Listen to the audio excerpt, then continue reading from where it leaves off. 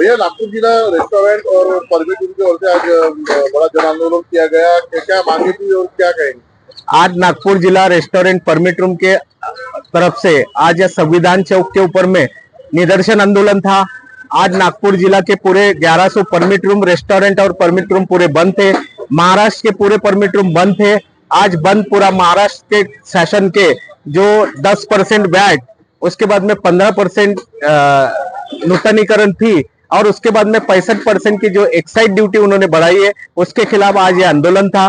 सरकार से पहली मांग है कि 10% का जो वैट है वो सरकार फर्स्ट पॉइंट पे ले जाए, प्रोडक्शन इस पे ले जाए, और जो नूतनीकरण फी है, हर साल जो नूतनीकरण फी जो बढ़ाते जा रहे हैं उनको कम करे, और वैट उन्होंने जो एक्साइज ड्यूटी बढ़ाई है उसमें कुछ समानता लाए।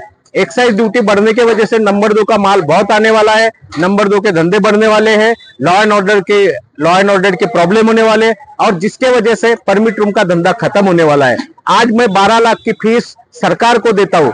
12 लाख की फीस भरने के बाद में यदि मेरे परमिट रूम के अंदर में, रेस्टोरेंट के अंदर में ग्राहक नहीं आएंगे तो मेरे को फांसी के ऊपर में जाने के सिवाय कोई रास्ता नहीं रहा है। आज तक के काश्तकार फांसी पे जाता था, कल न्यूज ऐसे बनने जाएगी कि मेरा परमिट रूम धारक एक एक फांसी के ऊपर में जाएगा। कहीं ना कहीं सरकार को रोक लगाने की जरूरत है। सरकार यदि इस आंदोलन से भी नहीं मानती है तो आगे चल के हम लोग बेमुदत आंदोलन करने वाले हैं और बंबई में जाके आंदोलन करने वाले हैं। नागपुर से लेके तो ग्रामीण तक के पूरे परमिट बार बंद है। कितना करोड़ का नुकसान आज हुआ होगा? आज मेरे हिसाब से 50 करोड़ का नुकसान सरकार का हुआ है। ये तो डायरेक्टली है। उसके बाद में जो परमिट रूम के रेस्टोरेंट के अंदर में जो भी खर्चे होते हैं, या जो भी सब्जियां अंडे से लेके सारी चीजें लगते हैं, जो लोग हमको लाके देते हैं, उनका नुकसान अलग है।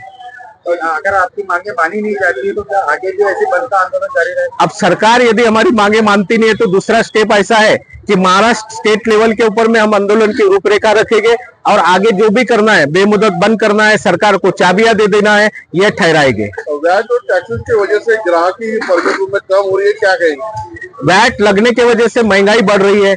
सरकार ने एक्साइज ड्यूटी बढ़ाई, उसके वजह से रेट बढ़ गए हैं। तो वो रेट पर वाइन शॉप के रेट और परमिट रूम के रेट, इसमें जमीन आसमान का फर्क होने वाला है। यानी 200 रुपए का फर्क होगा, क्योंकि आज मेरे यहाँ 15 से 20 लोग काम करते हैं, उनका खर्च हो गया।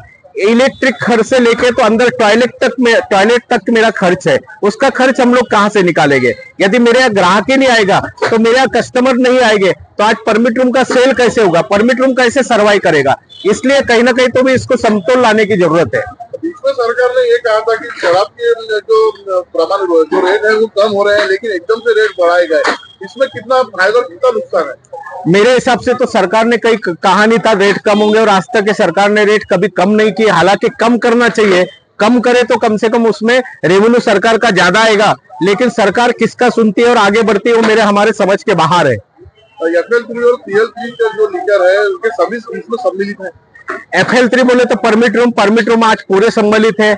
आज पूरा वाइन शॉप नागपुर के अंदर में बंद था। CL3 से हमारा संबंध नहीं आता क्योंकि कंट्री लिकर है, तो उनसे संबंध नहीं आता है। लेकिन तहसील लेवल के ऊपर में कंट्री लिकर ने बंद रखा था। नागपुर शहर के अंदर में भी 4 बजे तक के वाइन शॉप बंद थे, और आगे भी उनका समर्थन रहेगा। सरकार को आपकी आखिरी क्या मांग है? सरकार को हमारी आखिरी मांग है कि हम बहुत तकलीफ में, परमिट रूम वाले बहुत तकलीफ में, हमारे मांगों के ऊपर में गौर करें, या आप रास्ता देख रहे हो एक आधा फांसी पे जाए तो आप उसके ऊपर में गौर करेंगे।